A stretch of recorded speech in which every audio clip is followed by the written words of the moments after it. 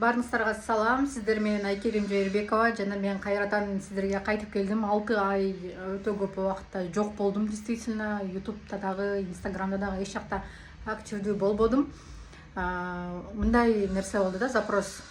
Смысл жизни, жашоонун маңызы эмнеде?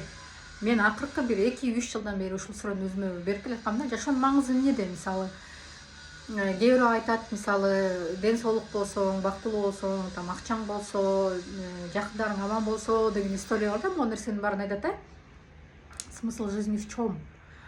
Ушул поиск акыры келди дагы 2023-жылы ноябрда башталган. Көпчүлүктө байкасаңыздар, көпчүлүгүңүздөрдө оорулар пайда болду. Көпчүлүгүңүздөрдө баягы артка кеткен состояние пайда болду. Вроде бы жашап атасыңар, вроде бы вы есть, но вроде бы вас нету. Барсыңар, ошол убакта жоксуңар деген сөз. Мындай өлүп калган сыяктуу эле состояние да. Эмне кылып жүргөнүңөр непонятно. Баягы жашоонун кызыгы кеткен. Көпчүлүгүндө ким сезе турган болсо болду. А ким мурун эле итак эле ошол состояние жүргөн болсо, силерге айырмасы деле билинген жок, поверьте мне. Ошол состояние келип такалгандан кийин, окей, жашоонун маңызы эмнеде, биз эмне үчүн жашап жүрөбүз? Вообще мен бияктан эмне кылып атам? Зачем я все это делаю? Бүт нерсенин баарына зачем деген суроо өзүмө берип баштадым да. Неге мынча тытынып аракет кылам? Неге муну кылам? Неге тигини кылам? Просто жашап көрсөм эмне болот? Вот абсолютно эч нерсе жөнүндө ойлонбой, көңүл айтышы мүмкүн. Сен ошентип жашай бер. Эртеңки күнүң эмне болот? Тамак ашың, кийим кечең, баскан турганың деген бар акча да, ошол үчүн жашайбыз да деген первый вопрос. Это вопрос выживания, да, адамдыкы первый. Эң биринчи эле адамда эмне выживательный часть бар, выживать этиш керек, жашаш керек. Ашка калбаш керек, талада калбаш керек деген история. Бул баягы биздин ата тектен келаткан историялар. Согуш учурунда, баягы ачка калган учурларда, лишь бы жашаш керек деген ошол инстинкттер ойгонот да бизде. И это нормально. И ушунча жылдан бери, действительно, если так посмотреть, менде деле ошол инстинкт бар болчу экен да, инстинкт выживания, жашаш керек. Бүгүн тамак ашың барбы, эртеңки күнүңө что-то есть, все нормально, окей, дальше идем. А бирок мындай чоң, глобальный кое турган максаттарың жок. Эң чоң максатың это машина, үй, саякат, шоу, да, дальше ничего нету. Анан мага ушул состояние действительно надоело, анан стоп дедим да. Возможность пайда болду. Жолдошум иштейт, жашап атабыз, на все хватает, баарына жетиштүү. Значит, есть пришло время мне остановиться. Мага токтогонго убакыт келди. Канча жылдан бери именно выживательный часть, баягы 2015-жылдан бери башталган история. Быйыл 9 жыл болот да. Ладно, 8 жылдан ашты дедим ушул состояниеде жүргөнүңө. Так, может, остановишься дедим, может, токтойсуң. Окей, баягы балалуу болдуң, баланы чоңойтуш керек, анан балаң ооруду, анан операция алып барыш керек, анан тигинтиш керек, мынтиш керек, мондай история. Күнүмдүк жашоом эмне болуп жатканын билбей каласың, өтө берет да, айтор,чу. Бир нерседен бир нерсе кыла бересиң, создавать эте бересиң. И в какой-то момент ошол оюндан чыккандан кийин, из игры выживания, да, чыккандан кийин өзүмө токтодум да, окей, стоп, азыр мага өзүмө убакыт бөлгөнгө убакыт бар. Вот подумать о себе, да, өзүм жөнүндө ойлосом, эмне кылып атам, зачем я все это делаю деген история келгенде, все захлопывается. Жабылып калды. Неге? Потому что я потеряла смысл жизни. Вот жашоонун маңызын просто жоготуп жибердим. Я не знаю, что делать, зачем я живу. Эмне үчүн? Анткени ошол моментте өтө көп проработкалар жасадым. Вот действительно көп проработкаларды жасадым. Жашоо маңызы боюнча, жашоо маңызы деген темада өзүнчө бир чоң подкаст чыгарам, ал боюнча дагы интервью, бул жака видео чыгарам, ал жөнүндө дагы кийинки видеолордон тапсаңыздар болот. Жашоонун маңызы эмнеде деген. Бирок азыр айта турган нерсе, бул өтө чоң мен үчүн путь болду. Бул илгери эле 3 жыл мурун башталган окуя болчу, бирок акыркы пик, акыркы вот жарым жылга келип такалды да. И просто мен эч нерсе кылбай жатып калдым, я просто ничего не делаю. Эч нерсе кылбай. Эч нерсе кылбай в том плане, что баягы бытовой кылган оокатың кыла бересиң, тамагың жасай бересиң, үйүңдү жинай бересиң, балдарың карай бересиң. Но внутри нету такого мындай влечение, бир нерсеге каалоо, бир нерсеге умтулуу деген нерсе жок да. Максат деген нерсени жазасың, максаттарыңды без проблем. Кыялдарыңды, каалоолоруңду жазасың, это хочу, то хочу. Потом задайсың, а зачем мне это надо? А мага эмне кереги бар? Билесиңиздер, ушундай состояние бул көпчүлүктө болду. И ким чыгып аткан болсо, азаматсыздар, кимдер такалып калган болсо да, анда до конца угуңуздар, көрүңүздөр, зачем все это. эгерде ушундай жерге келип такалып калган болсоңор, жашоо ушунчалык кыйын болуп и баягы смыслын жоготуп жиберген болсо да, эртең менен турасың, эмнеге туруп атканың непонятно.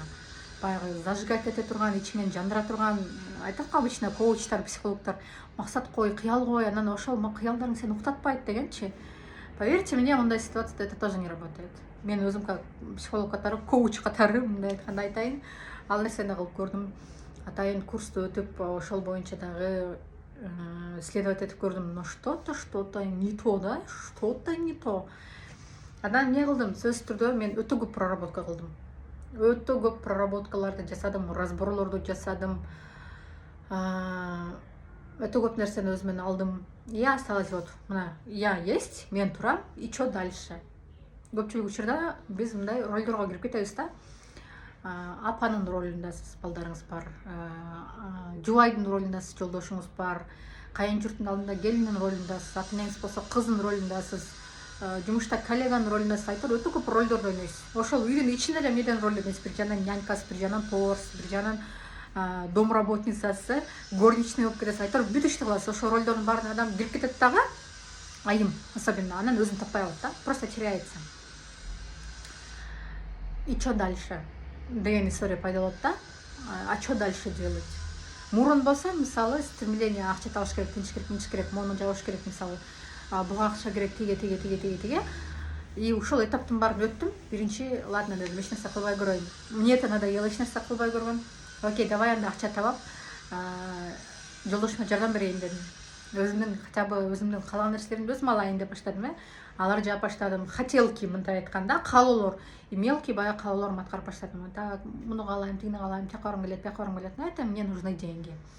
Жеттиң, ошол нерсени алдың, но баягы внутренний вау деген ощущение жок. Болсо дагы через какое-то время это проходит, да, өтүп кетет да, баталеч.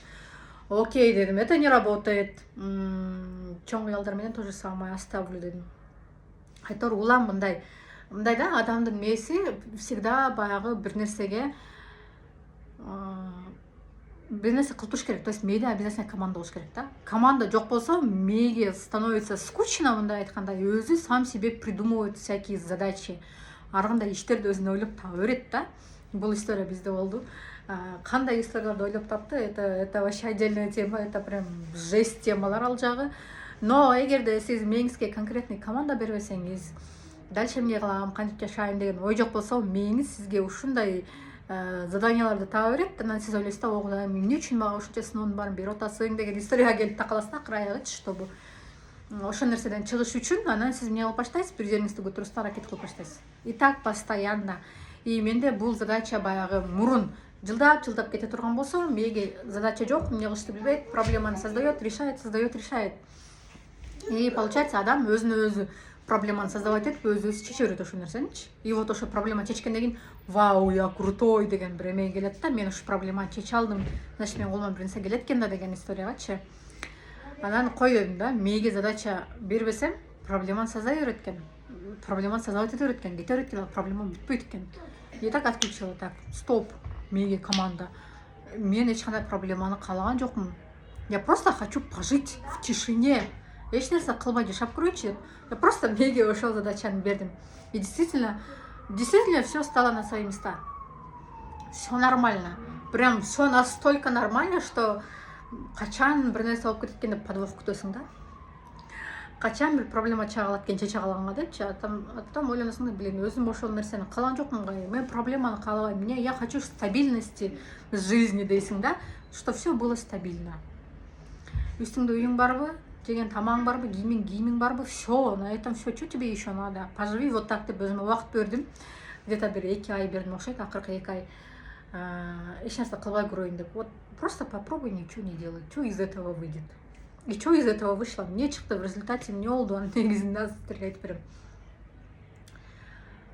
Башында баягы чувство вины болду. Вот эч нерсе кылбай жатасың, жалгыз, там кечки үйдө жатасың, жолдошуңа жардам бербейсиң, там акча таппайсың. Потому что өмүр бою акча таап көнүп алган адамга туруп туруп акча таппай калган, это стресс, да. Вот именно последний вот июнь айы бүттү, июнь айында я просто ничего не делала абсолютно. Ага чейин там кичинекей запускарды жасап, там разборлорду жасап, еще что-то делала, но июнь ноль вообще, абсолютно отырып бердім да. Каково это не зарабатывать деньги, мен надо дептермен қарап көрушім керек. Июньдің башында ақша тапсам тапқандырым, андан кейін просто ноль отырып бердім да. И ошондо мени түшүндүм, баягы үйдө отурган, акча таппаган, көп жылдан бери декретте жүргөн айымдарды түшүндүм. Биринчиси, просто им скучно. И из этой скуки, баягы скучно да үйдө отура берген, жинде болосуң, каргаласың, бере аласың, и просто сходишь с ума из-за того, что делать нечего. Баягы телефон тиктейсиң, чукулайсың, тикток, инстаграм, ютуб, ар кайсы жактан ар кандай информацияны аласың, еще мең, андан дагы көп. Мындай болот да, ар кайсын угуп алып, какой-то бир эме болуш керек да, энергияны сливать этиш керек да. И ал жакта ошондой просто из ничего не делания нормальный энергия токтолбойт да. Фокусту өзүңө койбогондо, жөн эле когда плывешь по течению, жөн эле жашай бергенде, эми күнүм өтүп атпайбы, ошо рахмат шүгүр деп жашай бергенде, вот даже не дают сказать, ошондой потокто жашаганда адам негативге толуп кетет. Жашоосу скучный болуп баштаганда өзүнүн, адам башка адамдардын жашоосун карап алып, вот бул адам жашоосу сонун тигинип жүрөт, мынтип жүрөт, а менде ал нерсе жок деген чувство пайда болот. Анан кийинки нерсе баягы ошол жоопкерчиликти мойнуна алгысы келбейт да. Ой, мен үйдө отурам, мен балам менен, мен каяктан тигил бул. Анан бирөө жарымга иле коюш керек ал жоопкерчиликти. Эң биринчи эле барып жолдошуңарга бир тиесиңер, кайын журт менен жашагандар кайын журтуна бир тиет, балаңарга бир тиесиңер и так далее. Я тут святая, я тут ни в чем не виновата. Вот силер күнөө элесиңер. Мен ушундай жашоом үчүн история башталат да. И алыстагенго я уже так понимаю, да, жертва состояния, билем. Ага кирбешти билем, я так понимаю. Так, стоп. Эгерде мен ушундай жашап атсам, мен өзүм калып билем ушул нерсени. Я же сама шла к этому. Дедим дагы. Ладно, ал жактан прошли. И ондай адам ар кандай этаптардан өтөт да. Ар бир жашоосунда ар кандай этаптардан өтөт. И вот последние мен 2 айда с такой скоростью ушундай этаптарды өттүм, что сама не поняла. Так, смотрю, бир жумада бир проблемада, бир эмеде влечениеде жүрөм. Кийинкисине так, мне надоело, переключаюсь. Следующий. А кээ бир адамдар ошондой бир проблеманы өзүнүн мээсине создавать этип алып, чтобы им не было скучно жить. Создавать этип алат дагы, жылдап страдать этип жүрөт. Допустим, жылдап карыздан чыга албасаңыз, сиз жылдап өзүңүзгө жашооңуз интересный болуш үчүн, хоть как-то бир нерсе болуп наполненный болуш үчүн сиз ошол ситуацияга кирип кетесиз. Эмне үчүн адам карызга батып кетет деген менде телеграм-каналда подкаст бар. Ал жака ссылканы таштап коеюн, ошол менен кирсеңиздер, уксаңыздар түшүнөсүздөр. Ал жакта өзү 20 минут алат да. Эмне үчүн адам карызга батып кетет деген. Бул смысл жизни дагы түзмө-түз тиешеси бар. И вот так переключаюсь, так, бүт баарын өттүм, домохозяйка болуп көрдүм, хорошая жена болуп көрдүм, что-то мне надоело.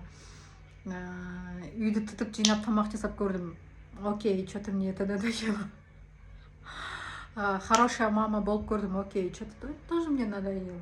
Ну, не хочу я бүт өмүрүмдүн баарын балдарга арнагым келбейт. У них своя жизнь. Өзүнүн жашоосу бар. Мен өзүмдүн жашоом бар. Окей, хорошая дочка. Жакшы кыз ата-энем үчүн. Я такая, нет. Я уже была хорошей дочкой ушунча жылдан бери. На этом спасибо дедим, да. И вот так переключаюсь, бир ролдон экинчи ролго, вот так жума сайын все меняется. И в конце концов 4 точкама жеттим, да. Вот куда я хотела, туда и дошла. А что дальше? А что я на самом деле хочу? На самом деле, что я хочу? Вот я стою, мен бармын, мен жашап атам. Ну, пока жашап атам, значит, мне надо что-то делать. Жөн эле вот так жүрө берген, мне это стало скучно. Я начала думать, окей, у тебя все есть, бар дейли. Вот представь, на самом деле все есть, все хорошо, проблема жок. Такой глобальной проблемы нету, да, пока что. Пока, если я не создам его. Называть, да? Окей, калан нерсең бар. Не кыласың? Вот ушу суроону көп берет го. Вот бүт нерсеге жеттиң. Өмүр бою иштебей койсоң деле болот. Эмнени каалайт элең дешет го. Вот ошол состоянияга жеттим, да. Из того состояния, что мне сейчас нормально, мне сейчас комфортно, меня все устраивает. Дальше мне кылат элем деген өзүмө суроо бердим, да. И тут началась именно реализация. реализация, өзүңдү табуу, бир нерсе менен алек болуу. Но чем? Эмне менен алек болгум келет? Эмне кылгым келет? Эмне жагат мага? Как бы такое ощущение, как будто кайра өзүм менен өзүм кайра таанышкандай да. Я такая снова, да, кайра, нет. Мен все-таки Инстаграмды алып барам, все-таки Ютубты алып барам, все-таки я буду снимать видео. И не важно, кто что скажет. И не важно, что кандай болсо, канча киши көрөт. Вообще не важно. Ушул состояние келдим. Бүгүн деле эртең менен туруп кей видео тартыш керек. Бул последнее время канча күндөн бери эле элесине стрелчу видео тартыш керек. Но о чем? Тема толтура тигини күндө ойлоносуң, тык оюңа келет. Ушул боюнча видео тартыш керек. А потом снова все. Жок болуп кетесиң да, кимде бар ушул состояние. Идея келет, ушуну кылыш керек деп, а потом не делаете, сливаетесь. Из-за чего баягы страх болушу мүмкүн бул жакта, страх реализации. Страх реализации каяктан келип чыгат? Мен бул теманы дагы өтө көп проработка кылдым на самом деле, но все равно что-то там есть. Дальше буду прорабатывать. Так, аны үчүн бай шылтоо, толтура шылтоо пайда болот, но на самом деле шылтоонун аркасында эмне турат? Страх реализациянын аркасында аял кишиде көпчүлүк учурда мен азыр болуп кетсем, мен азыр акча таап кетсем, өзүм ушундук болуп кетсем, анда мага күйөөнүн кереги жок. Это первое и часто өтө көп учурда кездеше турган история болчу, байырчы эмне күйөөнүн кереги жок мага дейт. Айымдар келет да, окей, ошол акчаны таап атасың, ошону реализация жетти, эмне кыласың дальше десек, анда күйөөнүн кереги жок. Балдарыман алыс болуп калам. И чтобы ошол үй бүлөнү сактап калыш үчүн мен реализацияга барбайм. Страх держит. Видите, ар жагында кандай установка жатат да? Ошол кетирбейт. Из этой жизни, да? Дальше бир туугандарым эмне дейт? Кайын журтум эмне дейт? Жакындарым эмне дейт? И в конце концов эл эмне дейт? Бул айымдардын историясы, биздин кыргыздардын историясы, да? Окей, аны алып салдык дейли. Дальше что дейсиң да? Что дальше мешает? А вот ушул жактан начинается самое интересное. Страх реализации, страх проявляться и ошол нерсенин баарын кылбай, өзүң калаган нерсени кылбай, өзүң калаган жумушту жасабай, эмне кылып баштайт? Айым просто уходит, ар кайсы ролдорго кирет и тупо страдает. Вот то, чем я занималась последние 2 месяца, да, бүт ролдорго кирип чыктым, там побывала, я говорю, окей, бүт баарын я прожила, спасибо, с меня достаточно, я пойду своим путем. И четкие осознания качан келди мага бүгүн. Жөн эле лентаны мынтип карап отурам Инстаграмда. Делать же нечего, я же ничего не хочу делать. Лентаны карап отурам дагы. Бир айымдын видеосуна попал болуп туш келип калдым. Казак блогер да, мурун ТикТоктон көрөт элем, азыр Инстаграмдан көрүп калдым.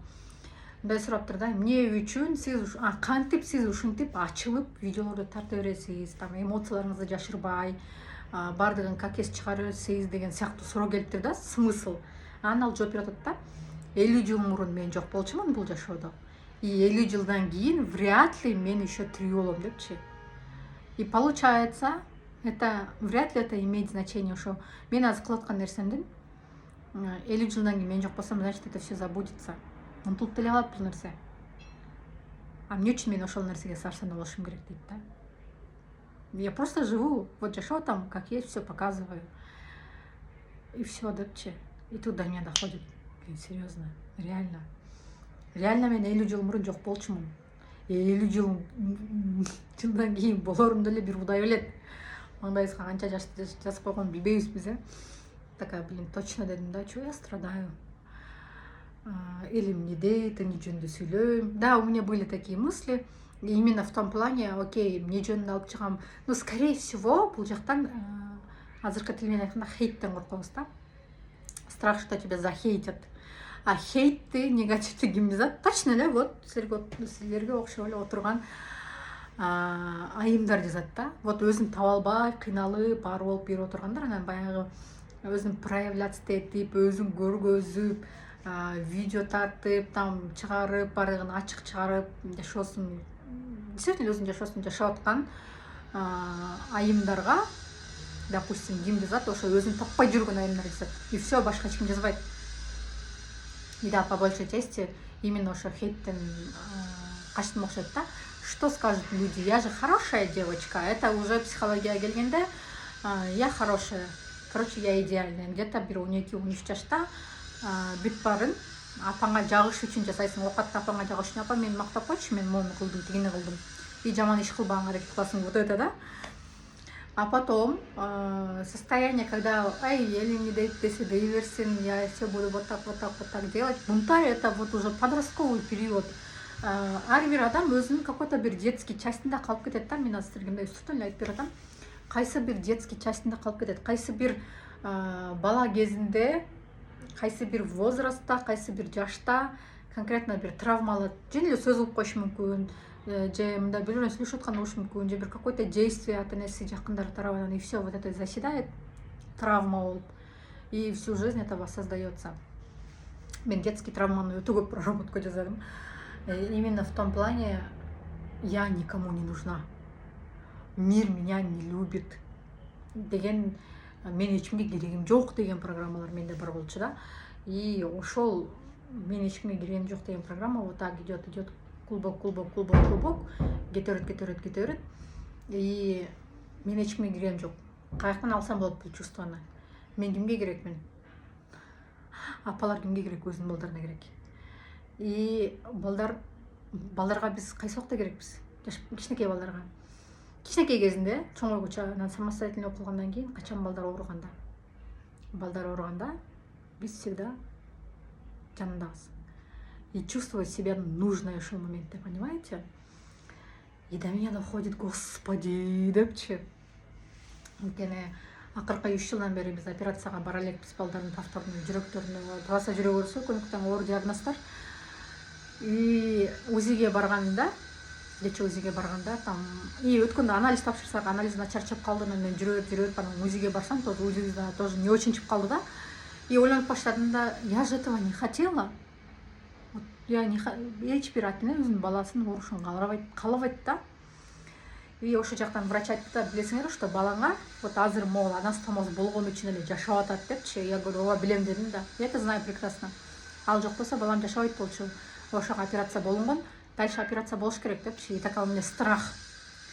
Вот здесь окутывает жүрөгүмдө, вот что-то ёкает, да, бир нерсе жей берди. Я понимаю, что это из-за детей я переживаю, да.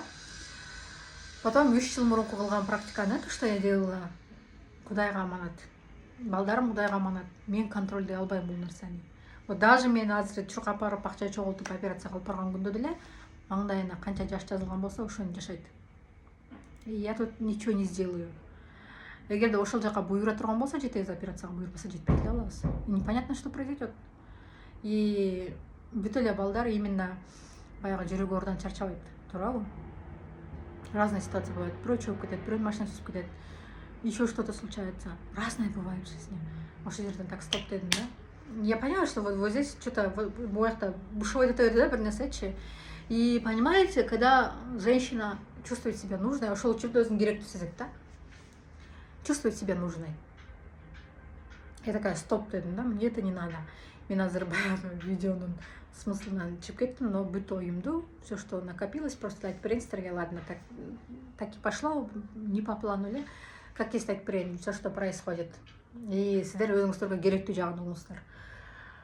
В любом случае керектүү жагын аласыздар. И по той же причине, именно ушул себептен мен эчкимге керегим жокмун деген бул жактан травмадан аял киши өзүнүн күбөсүнө апасы боло алат. Потому что любой балага, кызбы, эркекпи, всегда апасы керек. И сиз ага апасы боло алдыңыз, все, вы чувствуете себя нужной, понимаете? Не үчүн аял киши өзүнүн жолдошуна апа боло алат. Анткени өзүн керектүү сезгиси келет. Дал ошол учурда ар бир балага апа керек, эне керек. Качан аял киши өзүнүн внутренний травмасын, да, баягы бала кезинен алган травмасын, өзүнүн эчкимге керегим жокмун деген сезгенде, мен эчкимге керегим жок деген сезим болгондо, жолдошум, даже жолдошума керегим жокмун, балама керегим жокмун, жакындарыма керегим, эчкимге керегим жокмун. Это говорит баягы внутренний травма. Ал чынында жашоодо в реальности андай эмес, но внутренний травма дает о себе знать. Кайсы бир жашта калып кеткен, и получается, ошол керектүү состояние каяктан алышым керек? Качан, окей, мен күйөөмө апа болсом, күйөөмө деген апа керек да. Я стану мамой, и все, я буду нужна. Понимаете? И просто роль меняется, иерархия өзгөрөт дагы, потом удивляетесь, эмнеге күйөөм мен калганда отношения кылбайт деп, анткени ага апасы боло алгансыз. Все. Либо второй вариант. Ата эне эч качан өзүнүн баласынан баш тартпайт. Эч качан өзүнүн баласын таштап кетпейт. Есть такие, но осознанный, нормальный ата эне өзүнүн баласын таштап кетпейт. И бул жактан экинчи история пайда болот. Что делает женщина? Аял киши эмне болот? Баягы күйөөсүнө аялдын эмес эле кызы болуп алат. Эркелеген, эч нерсе кылбаган, иштебеген, вот азыр акча таппаган айымдар. Это касается вас. Үйдө турсаңар, жолдошуңардын көзүн карап, жолдошуңар таап келсе, значит, сиз апаң күйөөңүзгө боло алгансыз кызы. Эгерде үйдө тащите все на себе, өзүңөрдүн боюңарда жүктүп алып, монтуп алып жүрсөңөр күйөөңөрдү, болбой атпай, иш болбой атпай, тинт атпай, мынт атпай, значит, күйөөңөргө апа боло алгансыңар. Поверьте мне, мен эки ролдо тең болгонмун. Как бы это странно не звучало. Апасы да болуп көргөнмүн. Все, мен апасы болбойм, мне что-то надоело, давай өзүң бир нерсе кылчы дегенден кийин, ал жоопкерчиликти алгандан кийин кызы болуп алдым. Давай-ка я теперь себя посижу, а ты поработаешь деген историячы. И көрдүңөрбү, адам осознанно, неосознанно канча ролдорго кирип кетет. Түшүнбөй эле канча ролдорго кирип кетет өзү. И не понимаю, что вообще происходит. Просто бул жактан өзүнүн ордунда туруш керек да. Ар бир адамдын өзүнүн орду бар. Үй бүлөдө өзүнүн орду бар. Ата энеңиз үчүн сиз кызы болосуз всегда, же баласы. Жолдошуңуз үчүн сиз всегда аялы болосуз жанында. Балдарыңыз үчүн сиз апа болосуз. Мындай чоң иерархияда, мындай родовой древону элестетсеңер, мындай күйөөсү аял турат, и ошондон тараган урпактар мынтип кете берет го. Тут то же самое. И адам өзүн жогото алганда, өзү кайякта экенин билбей калганда, бир месседен экинчи месседе кирип баштайт. Так, апамдын ордуна барып көрөйүн, так, кайнемдин ордуна туруп көрөйүн, что-то окшошпой калдык, кызымдын ордуна барып көрөйүн, вот так мечется, да, ар кайсы жакта жүрө бергенде, ал жакта акча дагы жок, сиз каалаган жашоо дагы жок, ал жакта всегда стресс, депрессия, негатив, потому что сиз өзүңүздүн ордуңузда эмессиз. Ар бир адамдын тагдырына кирип кетесиз дагы, ар кимдин тагдырына жүрөсүз да, и вы теряетесь, и все. И там ничего такого нету, ничего интересного нету. Ошол себептен первым делом нужно стать на свое место. Өзүңөрдүн ордуңарга туруу деген эмне? Өзүңөрдүн, окей. Мисалы өзүңүздүн атыңыз, да? Мен мисалы, мен Айкериммин. Мен бул жашоо өз ордум бар. Просто осознайте, мынткенде ордуңарга туруп калбайсыңар, просто ошо осознание, түшүнүп келиш керек, да? Можете представить, аркаңарда, оң тарабыңарда аркаңызда, бул жакта сол болуп көрүнөт, потому что фронтальный камера. Оң тарабыңызда аркаңызда атаңыз турат, сол тарабыңызда аркаңызда апаңыз турат. Сиздин оң тарабыңызда жолдошуңуз турат, алдыңызда балдарыңыз турат. Вот это ваше место. И ошол местода турганда, азыр өзүңүздү кандай сезип атасыз? Может, вам там некомфортно, өзүңөрдү жаман сезишиңер мүмкүн, башка кетип калышыңар мүмкүн, кеткиңер келиши мүмкүн. Куда вы хотите уйти? Каяка баргыңар келип атат? Куда вы хотите встать? Каяка тургуңуз келип атат? Просто өзүңүз ойлоп койсоңуздар, вот это есть. Если ошол ордундан өзүңүздү некомфортно сезсеңиз, сизге жакпаса ошол ордуңуз, нет, я что-то не здесь, что-то не то деген нерсе болсо, значит, сиз өзүңүздүн ордуңузда эмессиз. Эң биринчи баягы денеңиздин реакциясына көңүл буруш керек. Дене эч качан алдабайт. Вот тело никогда не врет, так и есть. Өзүңөргө ишенбесеңер, денеңерге ишенгиле, да. Первое, встать на свое место. Экинчиси, осознать, чего я хочу на самом деле. На самом деле, сиз эмнени каалайсыз? Бул жакта акча, киреше, үй, машина, саякат дегенди айтпай коюңуздар. Что за всем этим стоит? Анын аркасында эмне бар? На самом деле, чего вы хотите? Бактылуу болуңуз келет балким. А что для вас счастье? Бактылуулук деген сиз үчүн эмне? Мен мурун ойлойт элем, да, мен мисалы монча акча тапсам, мен өзүмдү бактылуу сезем. Же болбосо жолдошум монча киреше тапса, о, я буду счастливая. Же болбосо балдарым ден соолугу чың болсо, мен бактылуу болом. Ошол нерсенин баары келди. Чувствую ли я счастливой? Нет. Потому что это все сырттан алынган история, да? Тиги тиндей болсо, менде мындай болот, мындай болсо мындай болот. На самом деле, чего я хочу? Үй бүлөдө көп нерсе, практически бардык нерсе аял кишиден көз каранды, да? Аял кишинин состояниясы кандай болсо, аял кишинин баягы жашоого болгон көз карашы кандай болсо, бүт нерсе ошону тегерегинде болот да. И на самом деле аял киши неосознанно түшүнүп түшүнбөстөн өзүнүн абалы менен, эмоционалдык абалы менен бүт үй бүлөгө таасирин тийгизет. Абсолютно все. Балдарыңыздын ден соолугу, үйдөгү погода дегендей, жолдошуңуздун мындай состояниясы. Все зависит от состояния. Сиздин состоянияңыз жакшыбы? Все нормально, вы собой довольны, эч кимге жабышкан жоксуз, балдарыңызга бекат эткен жоксуз, күйөөңүзгө 24/7 чалып картасың деген жоксуз, потому что вам скучно и вам больше делать нечего, да? Өзүңүз менен өзүңүзсүз. Вам нравится то, что вы делаете, өзүңүздүн кылган ишиңиз өзүңүзгө жагат. Вы собой довольны, прям кайфуете от себя. И бул жактан азыр красивая внешность, уход деген история эмес. Просто я есть, мне хорошо с собой. Өзүм менен өзүм болгондо, жалгыз калганда мне хорошо. И мен бактылуу болуш үчүн мага там внешний нерсенин кереги жок. Там акчанын, байлыктын, бийликтин кереги жок деген нерсе состояние келгенде, либо балдарым жанымда болсо только бактылуу болом, балдарым оорубаса только бактылуу болом, жолдошум жанымда болсо бактылуу болом деген. Это все нет, это все навязано. Когда сиз өзүңүздө вот внутренний гармония болгондо, өзүңүз менен өзүңүз жаккан ишти на самом деле что вам нравится кылганда, и вот ошондо баардыгы ордуна келет да. И все начинается. Но ага келиш үчүн нужно пройти очень долгий путь. Потому что ушул жашка келгендеги убактыңыз, жашооңуз отрезок, аны алып туруп монтип сала албайсыз. Сиздин ошол жашооңуз сизге түз таасирин тийгизет. Ушул жашка чейинки келген жашооңуз биринчиси. Сиздин апа теңиз, ата теңиз, ата энеңиздин жашоосу сизге таасирин тийгизет. Хотите, не хотите, потому что сиз 100% ападан, 100% атадан турасыз. Алар өзүнүн ата энесинен турат. И вот так там идет да. Ветка кетти. Ошолор таасирин тийгизет. Сиздин мурунку жашоолоруңуз таасирин тийгизет. Карма. Вообще быйыл год карма. Год карма деп коет. Баягы мурун кылган иштериңер үчүн жооп бере турган жыл депчи. То, что вы делали, вы все за это расплачиваетесь. И кээ бирөө үчүн бул аябай оор жыл болушу мүмкүн, кээ бирөө үчүн жеңил жыл болушу мүмкүн. По-разному, да? Все зависит от того, как вы это будете проходить. Эгерде ошол карманы, эгерде убагында кетирип, проработка жасап кыла турган болсоңор, бул жакта. Муну логика менен түшүнүшүң керек жок. Бул жака логиканы включать не надо. Бул жакта логика иштебейт. Бул жерде көп жерден логиканы өчүш керек. Адам логика менен жашап көнүп калган.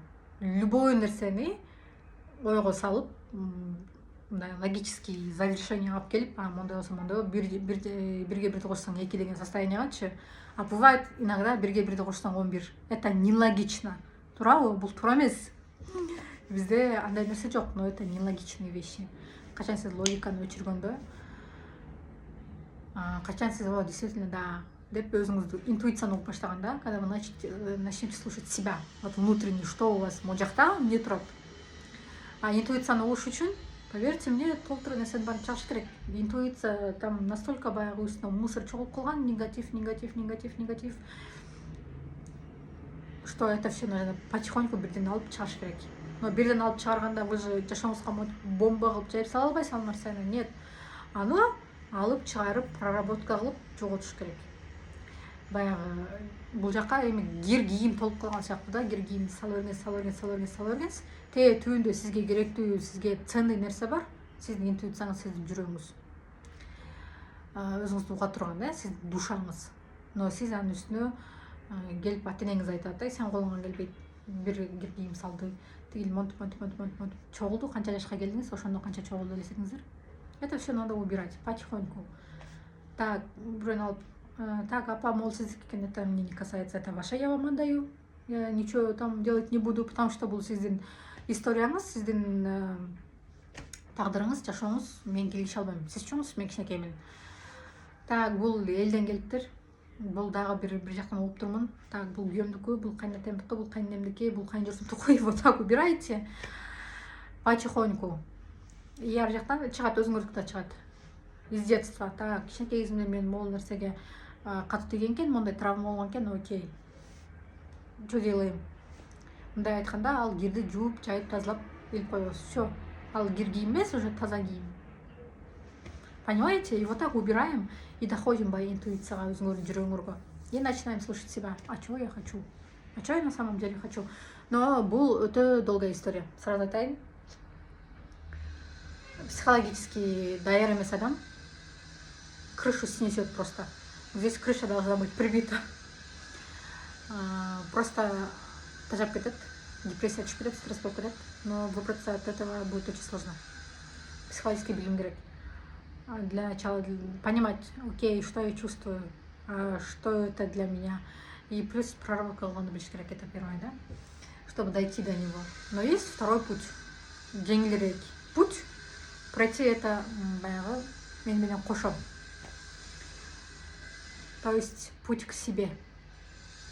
Путь к себе, возвращение домой, так скажем. Өзүңүзгө кайтуу. Кто вы, зачем вы сюда пришли, кимсиз, бул жака эмнеге келдиңиз, эмнеге страдать этип атасыз, эмнеге көп нерсе менен проблемалар менен башыңызды оорутасыз, как из этого выйти, как мындай со стороны караш керек ошол ситуацияны, родовой историялардан кантип чыгыш керек, мурунку жашоодогу историялар влиять эткен кантип чыгыш керек, азыркы жашоомду эмне кылыш керек, как разобраться, что с этим делать. Но бул жактан в любом случае работы очень много. Мен, по идее, мен өзү самоучкамын. Видите, у меня антенна подключка с космосом доходит. Поймут только те, у кого хорошее чувство юмора. Прям по камере вижу, да, кеткен чачым жакта көзөй. Ладно, тамаша. Это требует, да, конкретная концентрация керек, иштеш керек bunun üstünde. И не обязательно там уақыт керек, там отырылып кечке тегил болду. Нет, в день, жарым саат, 1 саат уақыт бөлүп коюп, все этого достаточно. Мен азыр баягы баштадым десем эле, я не отлетела. Бутан иштеп коюп эле, монтип эле проработка деп жүргөн жерим жок. Нет, я делаю то же самое. Үйдү жыйнайм, тамагымды жасайм, балдарымды карайм. Күнүмдө эле кылган оокаттарым иштей турган болсо, иштей турган жерден иштейм. Тоже самое делаю, но где-то жарым саат, 1 саат уақыт бөлөмүн, чтобы понять, что происходит в моменте, и убирать вот это. Когда перестали болду, так, стоп, баягы эмоциональное вовлечение где-то адамда кечээ, сразу менде ошо эмоциональное вовлечение болду. УЗИ начар чыкты, кардиологко барыш керек, кардиологко кечээ уже он не принимает, она не принимает, мы к ней не попадаем, бүгүн жолдошум жумушта, значит, среда күнү барабыз, я так понимаю. Если так посмотреть, я бы сошла с ума, да, до среды. Аргайсы нерсени барын ойлонуп, такая, кечээ ошол нерсени осознаю, так, стоп, каяка кирип бартам. Негативный круговорот эмоцияга кирип бартам деп себя остановила, как обычно, кой бердим. Меня отпустила. Я уже корку сезинбей, бүт нерсе, страх, вот это все, эмоция, негатив, баягы Киевте жүргөн мезгилдер, операция, сбор, это прям момент чыкты да, ошол нерсенин баарын. Я такая все отпустила.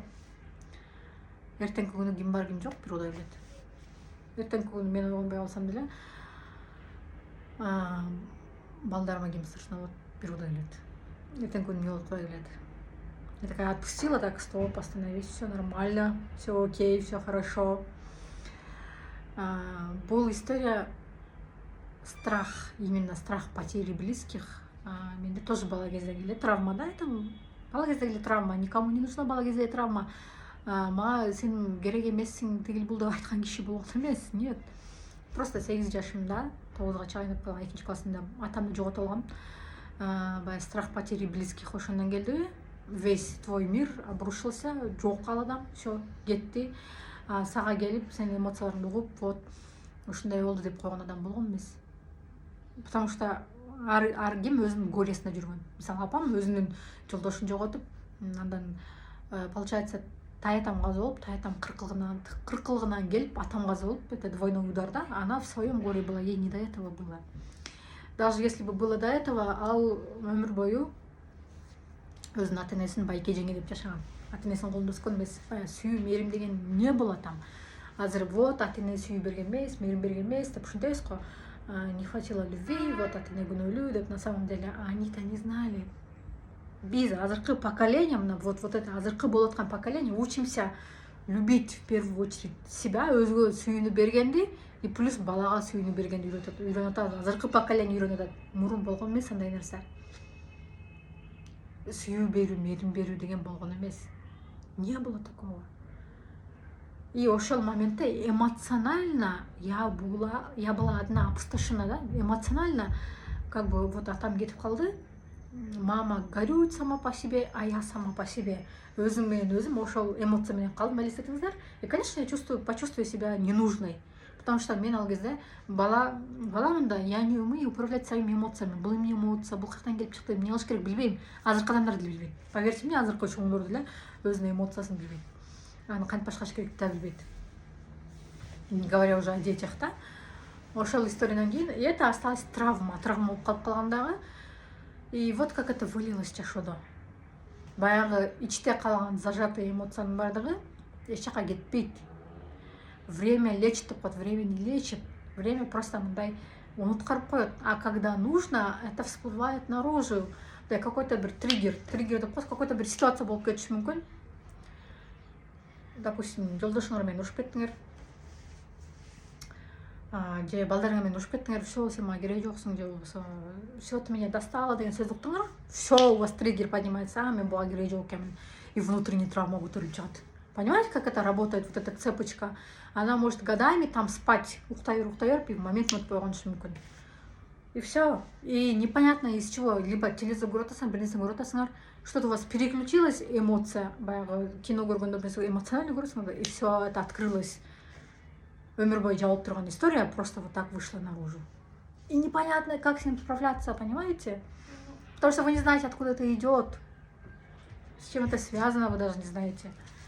И ошол үчүн бул жактан эмоциялар менен иштеш керек. Нужно понимать, кто я, что я делаю. Я как человек, мен адам катары, да. Окей, бул эмне эмоция, муну кантишим керек, бул каяктан келип чыккан, эмне үчүн бул нерсе бар. Это мындай караганда, с одной стороны, очень болезненный процесс, с другой стороны, это очень интересный процесс. Прям очень интересный. И мен кайра именно ушул нерсеге кайтып атам. И вот ценность да, баягы мен адамдарга эмне керегим бар. Допустим, магазинде отурган киши, адам эмне кылат, адамдарга продукт сатат, то, что жизненно необходимо, да.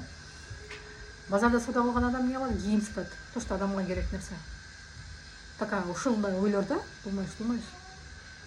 А я что делаю? Келдим, какой-то бир эмоциясын алып чыгардым, мындай кылып бердим. И туда обесценивание, да, өзүңдү баягы балалаган история. Это тоже идет из детства, обесценивание. Болбосо отдыхтар келет, жолдош менен мамилемди оңдодум, үй алдым, машина алдым, там саякатка бардым, из материального, да, если так брать. Таких историй много. Но почему-то все равно идет обесценивание балабастык өзүңдү. Потому что то же самое в детстве. Сага ушул нерсени бир нерсени жасап келдиң, 5 алып келдиң, ой, молодец, круто, у тебя все получится, сен кулгаң келген адам болгон эмессиз. Почему? Потому что их так не учили, не было такого. И любой кылган нерсеңин бардыгы считается как нормой, так и должно быть. И чё с того? 5 алдың, и чё с того, ушуну 5 окушуң керек болчу. И ладно, ты не кылып турсуң, и чё с того, ушу 7 алып турсуң, и чё с того деген. Понимаете, обесценивание просто. И бул жактан баягы башка жактан уже жардам күтө албайсың. Сен жардам күткөн чоңдоруң өздөрү билбейт, как жить, өздөрү билбейт, как справляться со своими эмоциями. И тебе приходится все это расхлебывать самостоятельно. И көпчүлүк адамдар ошол жактан чөгүп кетет, ошол жерге. Эмоцияларга, негативге чөгүп кетет. Поэтому все наперекосяк кетет жашоосундачы. И тут единственный вариант, что я вам предлагаю. Вот то, что вот мне надо сидеть айтып берип аткан нерсе, это уже факт того, что было. Уже өткөн нерсе, да. Потому что в процессе болуп аткан нерсени даже ты не можешь объяснить, что происходит. Кайсы бир эмоция кирип кеткенде, кайсы бир травманы проработка кылып атканда, ты не понимаешь, что происходит. Потом бүткөндөн кийин время проходит, и до тебя доходит, оказывается, мындай болуп турат, мен мындай кылган турбаймынбы. Это уже все бүттү, жабылды, и ты осознаешь, мен могул иштеп кылып турмун, мындай результатка жетип турмун дегенчи. Факт да уже. И вот азыр айтып аткан нерсем ошо да, то, что уже прошло. Эгерде ким өзүн ушул состояниеден таанып аткан болсо, да, у меня тоже самое есть, менде ушул болуп атат, я тебя понимаю деп, либо ушуга окшош баягы мен силерге айтып аткан нерсенин баары болуп атса, жазыңыздар. Менде ар дайым биринчи консультация бекер. Консультация именно формат текст, анан аудио форматта. Видеозвонок эмес, офлайн встреча эмес, түнкү саат 12-1 эмес, именно текст форматта, аудио форматта, сизге да удобный, мага да удобный. Өзүңүз каалаган учурда жазасыз, вот Айгерим, Менин атым мындай, ютубтан көрдүм ушул видеоңду, ушундай суроо менен жазып атам. Саламатсызбы деп туруп, жок болуп кетмей жок. Мен көзүм ачык эмес, сизде кандай проблема болуп атканын билиш үчүн. Жазасыздар, биринчи консультацияң бекер турбайбы, сразу пишите, менде мондай проблема болуп атат. Кандай совет бере аласың? И мен сизге там ал жактан там разбор кылып же бир нерсе кылып эм, я вам просто раскрою ошо проблемаңызды, покажу с другой стороны, что вообще происходит. Проблеманын ичинде жүрөсүз да сиз. А мен сыртынан айтып берем, как наблюдатель, как мындай танымаган эле адам келип туруп, бир мындай со стороны караганда оңоюраак билинет го. Вот со стороны я вам посмотрю, так сизде могул проблема. И что вам поможет, предложу. Менде разбор деген толтура самостоятельно жасаган. Мен жасай турган нумерологиялык разборлорум бар. Өзүңүздүн туулган менен, туулган негизинде цифранын негизинде көп нерсени билсеңиздер болот. Бирок бул сыйца эмес, именно нумерология. Коучинговый практикалар бар, консультациялар бар, айтор наставничество бар, в конце концов. То, что вам нужно, подберу. Бюджетный вариантынан самый дорогой вариантына чейин бар. Бюджетный вариант 100 сомдон башталып 100 000 сомго чейин продукттун бардыгы бар. Все зависит от вас. Просто говорите так, менде мондай проблема, мен сизге решениясын айтам.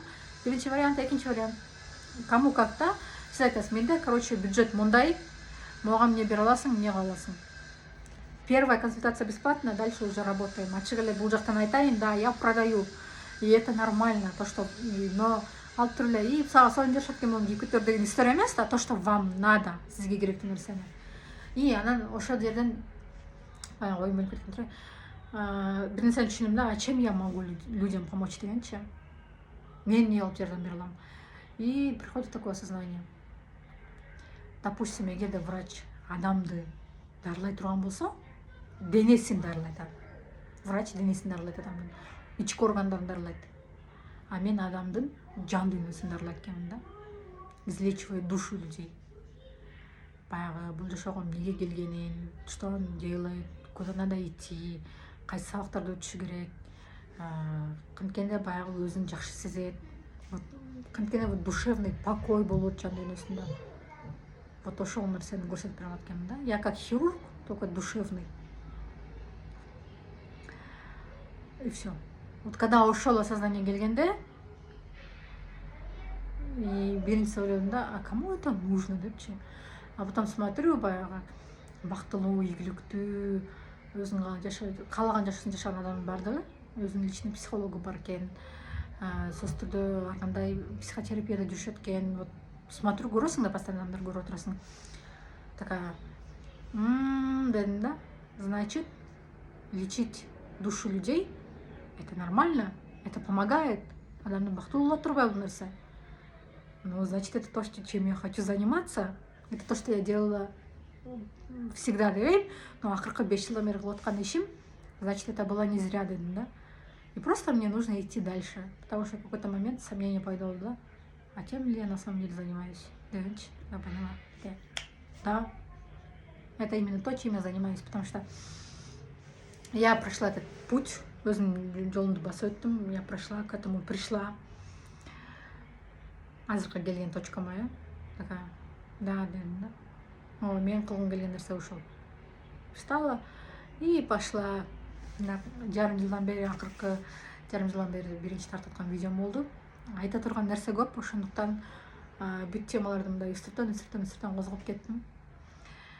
Но дальше больше, надеюсь, көп чыгып турган видеолорду сөзсүз түрдө комментарий жазып, лайк коюп, видео менен бөлүшүп туруңуздар. Менде көбүрөөк внешний мотивация болуп турсун. Мен көбүрөөк видео чыгышыма силердин зависит этет деп мен силерге жоопкерчилик тартпаймын. Бул сырткы мотивация болот, что на самом деле мен айтып аткан, мен жазып аткан нерселер, мен сүйлөп аткан нерселер чындап эле бир адамга болсо дагы пайда алып келди. Чындап эле бир адамга болсо дагы какой-то бир өзүнүн состояниясын түшүнбөй, эмне кыларын билбей жаткан состояниядан чыгарды деген осознание келгенде, такая, это все не зря. Значит, бир адам болсо да жардам болот экен, значит, это не зря. Это как внешняя мотивация. Адамда эки мотивация: внешний и внутренний. Внутренний өзүң каалап жасайсың ушул нерсени. А внешний, когда сырттан келген мотивация, сага бирөө жакшы сөз айтты, бир нерсе деп айтты, мага жардам бер деп, это помогает. Но было время, что внешняя мотивация менде вообще иштебей калган. Канча отзыв албайын, вообще токтотуп койгом да. Но сейчас понимаю, что бул внешняя мотивациядан кеткен история эмес. Это из внутренней мотивации идет. Но если я кому-то чем-то помогу, принцип жардам берсем, эки сөз болсо да жазбаңыздар. Бул башка адамдарга дагы